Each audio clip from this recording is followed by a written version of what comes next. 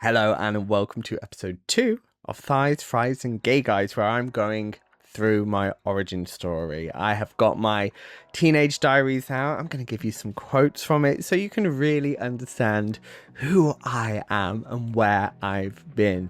So to speak. That sounded weird, didn't it? Growing up, I was this camp, chubby, overweight kid from Coventry who could only wear cycling shorts to school because nothing else my parents could get would fit me, to studying music in London, studying to write music, study composition, to now being a coach, helping gay and trans men feel confident while still being able to eat foods they love, getting into the gym, building those thick thighs, and loving their body and being themselves. Like, how did I get from there to here?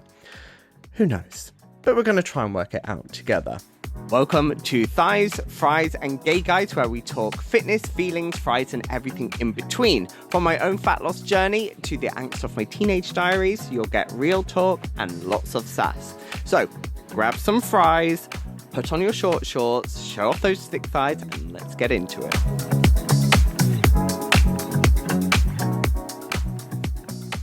Do not worry, this is not going to be a sob story. I'm just talking about what's kind of happened and led me to where I am today. Like growing up at primary school, hated PE. Always wanted to go in the goal in football and prayed that the ball would come nowhere near me. Every year my primary school would make us do some kind of weird cross-country sponsored thing where you had to do laps off the school like grounds for money, and yeah, it was just horrific. So I went to see the doctor. They checked my thyroid to try and find a reason for me being overweight, like a medical reason. They sent me to a dietitian, and one of the things they did was suggest that I move more. I would do weekend drama school and I do dancing as part of that, but generally I was an inactive kid, hated it. So the dietitian suggested that my dad take me swimming on a Sunday morning. Awesome. Enjoyed my time with my dad. The issue was that I would be rewarded by being taken to a vending machine to have some knickknacks afterwards. It's like, well done, you did this. I probably ate more than I'd burnt off swimming, but that's irrelevant. I'm not hating on my parents for this at all. I'm just holding up a picture. This is me at primary school. So yeah, you can see I was overweight. Kids are mean. They picked on me for that as well. But my weight had created bigger challenges for me than just the aesthetic. Like, my mom remembers when we were on holiday once, we went for a walk in Devon and I had to be piggybacked back to where we were staying because I was crying so much because my ankles hurt.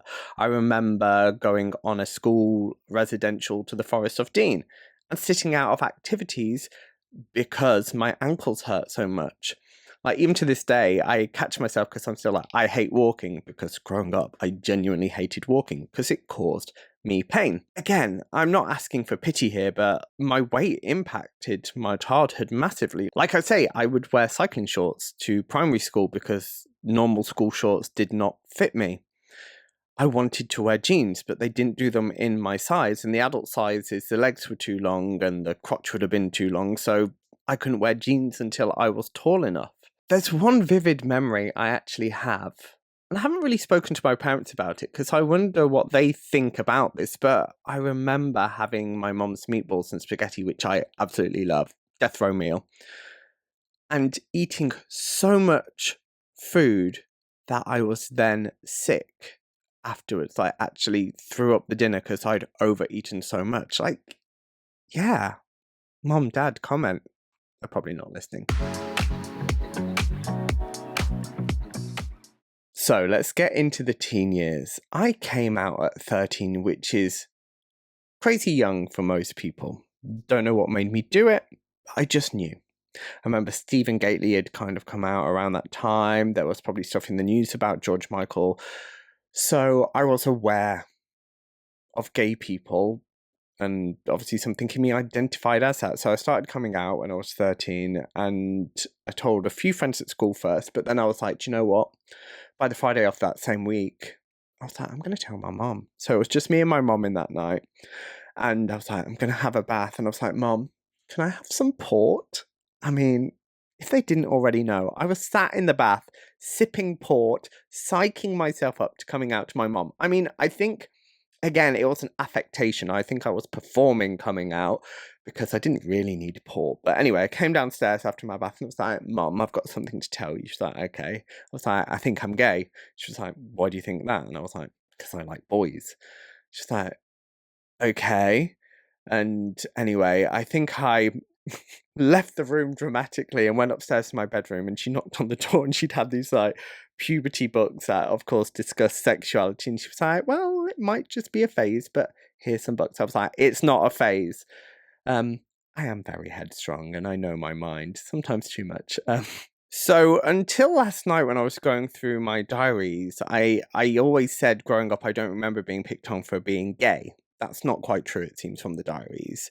But for me personally, my sexuality wasn't an issue. My body was, because even though I was like, do you know what, I'm not like other kids because I am gay. When I saw the gay magazines, my mom was buying me Gay Times. All of the guys were skinny, hairless, blonde twinks. I was not this. By the time I was 15, I had very dense chest hair, like, a full beard. Like, I accelerated through puberty. So again, I was like, I don't look like gay guys. No one's going to want me. And I am going to read you a letter I found in my diary. So we're going back to 2001, people. There we are. I'm holding up to the camera to prove beauty influencer style. That is a diary. It says, hello. This is my self-counseling. Strap in, everyone.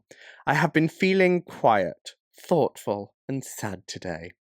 What has brought this on? Well, I'm not too sure. It sort of started last night after steps. I know I like Lee, and I assume here I'm referring to Lee Latchford Evans, who is extremely hot, who is in steps. I know I like Lee, but it is just based on looks. Therefore, lust. As in my love for other people, it's just lust. I'm like, Matt, you were, how old was I in 2001? I think 16. Lately, I have been doing coursework on kinds of loving and sonnets, and they explain love is deep and not based on physical attraction. Maybe deep down I'm not happy with, it's with a V, my sexuality. As Beep tells me, this Welsh Christian girl at school, it's wrong, but on the other hand, it feels so natural. It is me. Well done, Matt. If you're happy, that's all that matters. But am I? Probably sadness behind my smile and bitchy facade. Probably. What is this? I know everyone tells me I'm too good for beep and that I'm gorgeous. But I'm not, am I? Look in the mirror. You're not too good for him physically. Once again, my shallowness and lust shows. I don't want to be shallow, but I'd just like to have sex with someone cute and maybe even spend the rest of my life with them. There I go, dreaming again. I think deep down I want to be famous and be and have the best. The reality is I'm not the best or gonna get the best. I guess I can aim high career-wise, but will I succeed? Only that one person knows. God. I mean, when I was reading this, I'm like, God! By the way, not a believer here. Definitely not now. Anyway, the letter goes on. But it's very clear that I did not like what I saw in the mirror. And I did always fancy straight boys. So, didn't look like other boys, had different hobbies to other boys, now gay. Obviously, the only thing I felt I had any control over was my weight, so I would go to the gym with my dad. In fact, I found my old program from when I joined the gym, and I'd go on a Saturday afternoon with my dad, but nothing really changed because looking at the program, I was mostly doing cardio and a few light weights. But it seemed I also only went to the gym to check out hot boys because here's another diary entry. Gym tonight, two sexy guys there and a one-legged man. He was tone deaf though. I don't know how I know he was tone deaf. Was he singing? This other guy was like, do you want to take it in turns? I was like, okay. I tripped up on the treadmill nearly when I was looking at this guy. And every Saturday would usually be me going, gym today, loads of fit lads, or gym today, no fit lads. So obviously I was training for the right reason. My teen years are littered with examples of me not being happy in my appearance in my body. I even, when I went to sixth form, started getting my chest and back waxed because I was like, do you know what? If I look like the boys in the magazine, I've got more chance of getting a boyfriend. There's a lot of talk about me getting a boyfriend in my diaries. I even got my mom to spray tan me in my pants in the garage because, of course, if I'm more tanned, I will be more attractive. For me, my weight, my appearance was always more of an issue than my sexuality. So, throughout teen years, university, I still went to the gym, but I never quite achieved a body I was happy or confident in. So let's fast forward to when things actually started to change.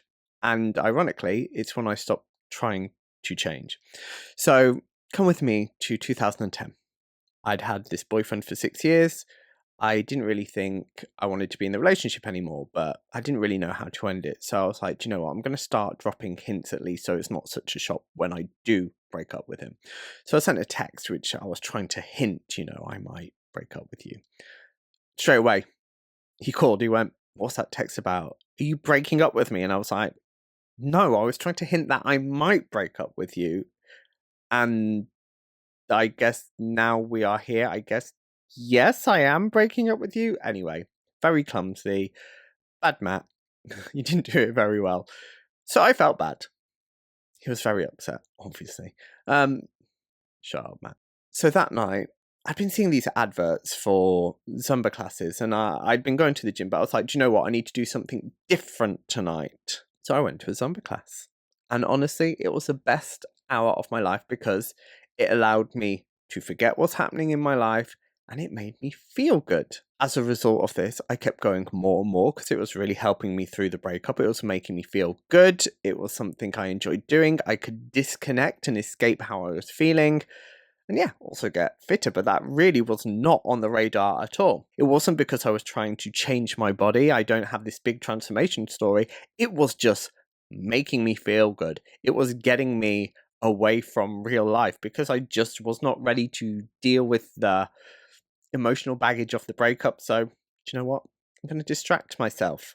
At the same time as this very clumsy breakup, I was working freelance in music, but the work was completely infrequent. So I was like, do you know what? I could train to be a Zumba instructor. Then I could just, cover classes because that way I can make some extra money when I'm not working in music, but I've got no commitment to it. So I did this. And, I enjoyed it and my classes were good. So people kept coming, I was having like 70 people at a class. So this is, really how I initially got into fitness. Fast forward, heartbreak number 2 in 2013. And my friend Palmer took not pity on me, but she invited me to start training with her. She's a PT. She worked in a gym where I was teaching Zumba so I could get in for free. So I started training with her. And for the first time, I was doing free weights, I was doing deadlifts, I was doing squats, we were doing the leg press at weights which I'd never done before. And I finally started to see my body change. I started to see the shape of my body change in terms of starting to see some definition on the shoulders, a bit more on the chest, a bit more on the legs. And as my confidence grew in the gym, my confidence grew outside of the gym. I was starting to feel good in my body. So the more I trained with Palmer, the more my body changed. And as my body changed, I started getting more attention from boys. The more attention I got from boys, the more confident I got. And whilst I know we shouldn't rely on external validation, the truth is we do. Call it positive reinforcement. The point is, I didn't necessarily love the training. I love how it made me feel. Both at the time, I was starting to feel stronger, more capable, more resilient. But also, it was helping me feel good about my body because I was seeing a body that I felt comfortable, confident, hot, attractive in. During this time, I decided I wanted to give people that confidence. I wanted people to change their story. I wanted them to feel this confidence, this happiness that I was feeling about myself.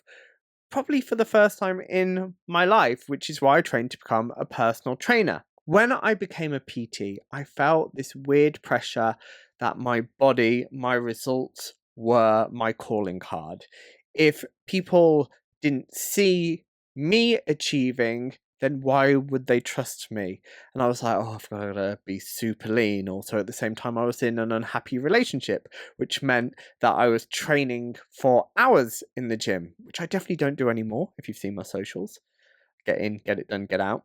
But all these things led me to be the leanest I've probably ever been, but also at the same time, I was probably the most unhappy I've ever been. I think my final points, yes, I'm getting to it, which are things I've been thinking about in the last 12 months.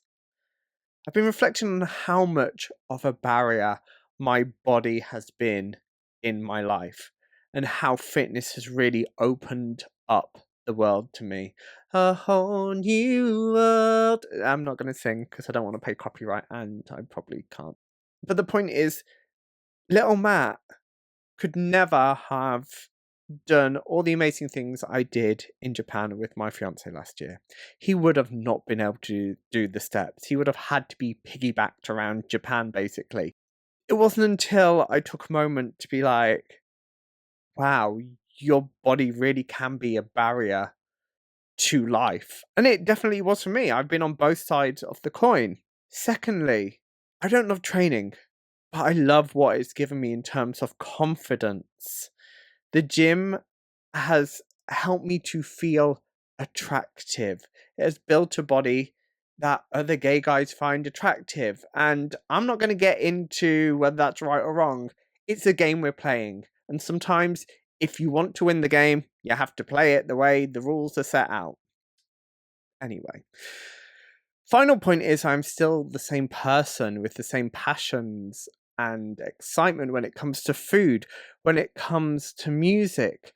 None of that has gone away. Fitness helps me to feel attractive and confident enough to take my top off in a club and not care. Because you know what? I'm not the fittest, leanest guy, buffest guy in the club. But for me, I feel hot. Yay. And also it means I have the fitness to go on holidays and explore the world. I'm living proof you do not have to make fitness your entire life. I am proof that you don't have to love the training. You just have to get in, get it done, get out. You need to know what you're doing. All those years going to the gym, checking out boys, following this terrible fitness plan, no offense to whoever created it, it's not going to get results if you're not using the tools in the right way. Let's round this up. If you are sat there listening to my story, you're heartbroken, you're maybe just a bit fed up, feeling stuck in a rut, thinking, oh, it's easy for that person, it's not easy for me, that guy's done it, but I can't. Hopefully, by my story, you can see you can rewrite the end of your story. You have been dealt cards in life, but you can choose how you play them. 10-year-old Matt, 14-year-old Matt, 21-year-old Matt would never have dreamt I would have the body or life I have now. But if we keep doing things the same way, we're going to get the same results. Things have to be done differently. We have to change tactic. So, there we are. Over and out. I don't know what else I have to say. You can find me in all the usual places. Instagram, Fitness with Matt1. You can find me on Facebook, YouTube, TikTok, Fitness with Matt. Don't forget, leave me a review. Give me 5 stars. Share me with your friends. Don't keep me for yourself. And yeah, subscribe to this podcast because I will hopefully try and keep you entertained, inspired, or at the very least, laughing. Thank you so much for listening. I hope you've enjoyed this. Au revoir.